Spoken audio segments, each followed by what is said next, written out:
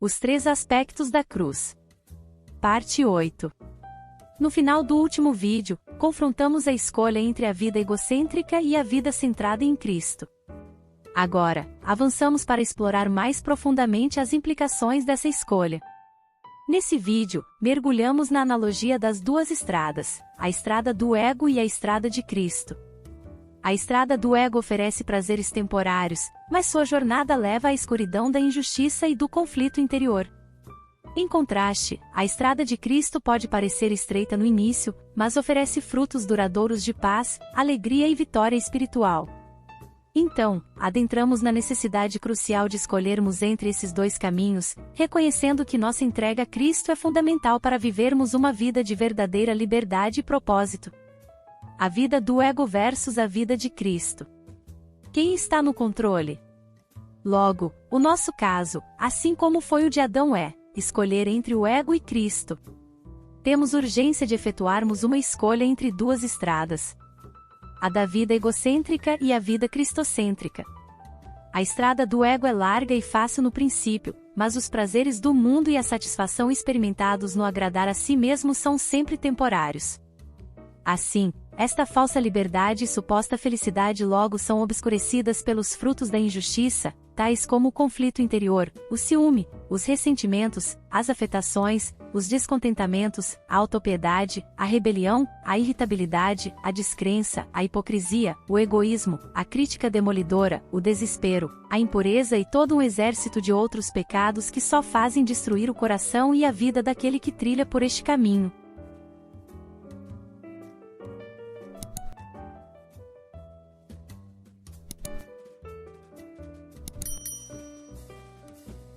A outra estrada, a estrada cristã, pode começar estreita, pelo menos do ponto de vista do mundo, mas não é tão estreita para aquele que já se entregou e entregou tudo a Cristo. Nesta estrada encontramos os frutos da retidão, tais como a vitória, a paz, a alegria, a satisfação, o descanso, a certeza, a pureza, o quebrantamento de coração, o amor sacrificial, o poder, a abundância de frutos, e muitas outras bênçãos temporais e eternas. E, por fim, a alegria coroadora. Ver ao Senhor Jesus Cristo face a face. Que interessante! No início de nossa caminhada cristã vemos o Senhor Jesus como o nosso Salvador.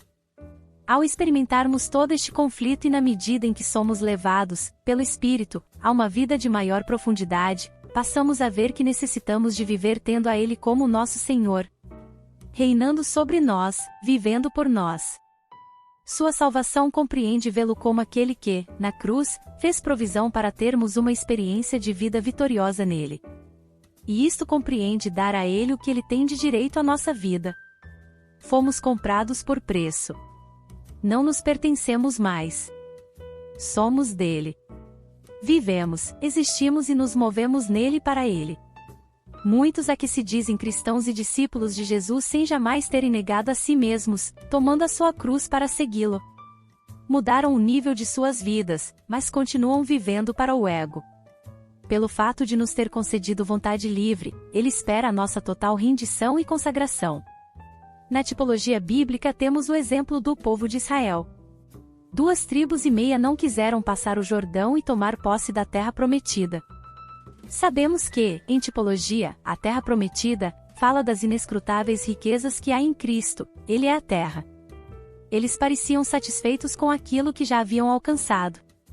Haviam sido salvos, saída do Egito, se batizaram, cruzaram o Mar Vermelho, caminharam pelo deserto, tiveram a experiência de conhecerem a si mesmos na luz de Deus, mas não quiseram completar toda a carreira.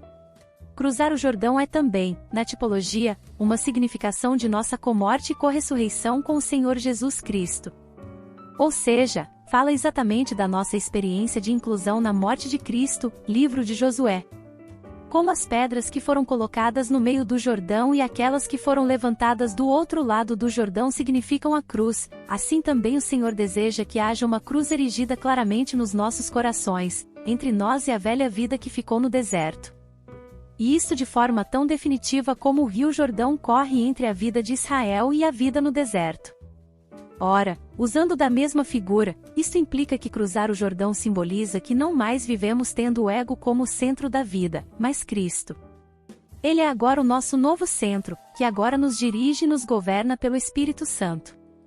Não há outra forma de manifestarmos o singular fruto do Espírito: amor, gozo, paz, longanimidade, benignidade, bondade, fé, mansidão, temperança. Gálatas 5 verso 22.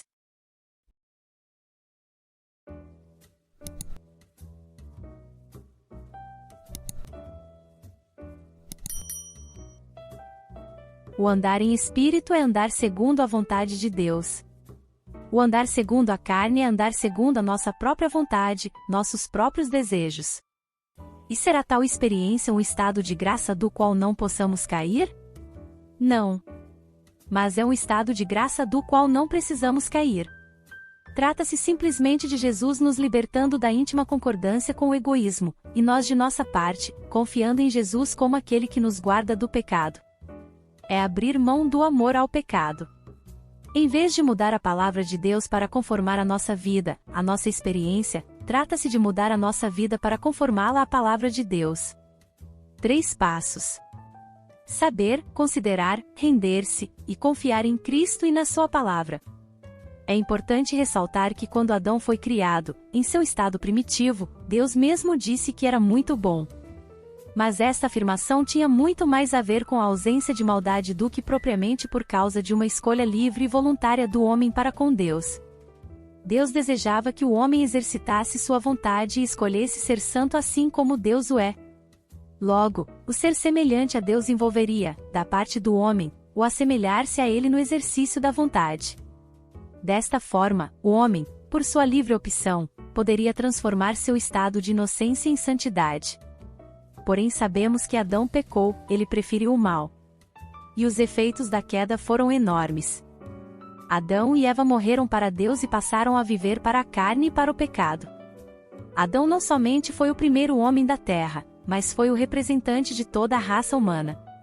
Logo, em Adão, toda a raça humana caiu de seu estado de pureza, no qual havia união e comunhão com Deus, a um estado de pecado, em que ambas as coisas lhe foram destituídas como resultantes de sua escolha.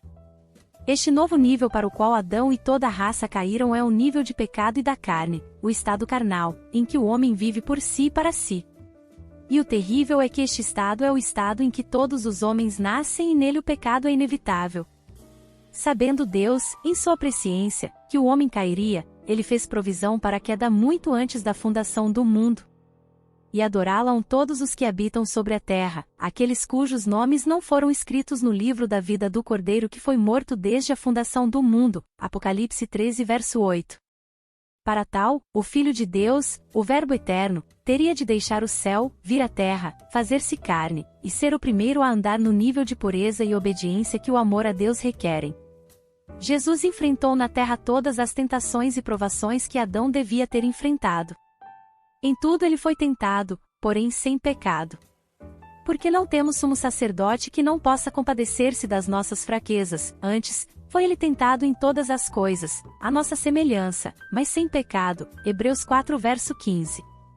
Esta experiência era necessária não somente para que ele pudesse expiar os nossos pecados, como nosso representante, mas também porque Deus, em sua misericórdia, já fazia provisão para que o Senhor viesse a ser no céu o nosso sumo sacerdote, que intercede ininterruptamente a nosso favor, buscando socorrer a nós que somos tentados. Pois, naquilo que ele mesmo sofreu, tendo sido tentado, é poderoso para socorrer os que são tentados. Hebreus 2 verso 18. Após haver passado vitoriosamente por todas as provações na terra, Jesus, no dia de sua morte, desceu do nível de pureza para o nível do pecado e da carne, porque foi feito pecado em nosso lugar. Aquele que não conheceu pecado, ele o fez pecado por nós, para que, nele, fôssemos feitos justiça de Deus. 2 Coríntios 5 verso 21. É impressionante observar que logo que Jesus tocou o nosso pecado, logo que tomou o nosso pecado sobre si, ele morreu. Ele foi obediente à morte e morte de cruz. A si mesmo se humilhou, tornando-se obediente até a morte e morte de cruz. Filipenses 2 verso 8. A maioria das pessoas não tem dificuldade alguma em entender ou em crer que todos são afetados pela queda de Adão e que o homem não nasce mais à imagem de Deus e sim, à imagem caída de Adão. Este é o livro da genealogia de Adão. No dia em que Deus criou o homem, à semelhança de Deus o fez, homem e mulher os criou, e os abençoou, e lhes chamou pelo nome de Adão, no dia em que foram criados. Viveu Adão 130 anos, e gerou um filho à sua semelhança, conforme a sua imagem, e lhe chamou Sete, Gênesis 5 do verso 1 ao 3. Chamamos isto de depravação. A depravação se expressa claramente em nossa experiência humana através de nosso corpo enfraquecido, em nossa mente prejudicada e muitas vezes até mesmo perturbadas. Mas também se manifesta logo cedo, ainda quando somos crianças, pelo fato de sermos governados pelo egoísmo, mesmo antes da idade da razão. Por isso a palavra de Deus diz que todos nós andávamos desgarrados como ovelhas, cada um se desviava pelo caminho, mas o Senhor fez cair sobre ele a iniquidade de nós todos. Isaías 53 verso 6. Devemos nos lembrar que nascemos em um mundo caído, que está contra Cristo e voltado para o seu egoísmo, e que o resultado de escolhermos agradar ao ego é a depravação da vontade livre. E é claro que, agora, governados por nossas vontades próprias, caídas, em um estado carnal, escravizados pelo pecado, transtornados em nossas emoções, vontade e mente, encontramo-nos em um estado de depravação moral que nos faz, por natureza, transgressores voluntários e, portanto, culpados diante de Deus. Logo, para entendermos com propriedade o segundo aspecto da cruz, devemos considerar que, se Adão, a figura, pôde levar toda a raça humana ao pecado, é certo que Cristo, a substância desta figura, pode fazer voltar toda a raça humana para Deus. Assim, na cruz do Calvário, não apenas o Senhor Jesus Cristo morreu por nós, como nosso substituto, mas também fomos crucificados com Ele, o nosso libertador. Obrigada por assistir até aqui, não percam os próximos vídeos. Graça e paz, irmãs e irmãos.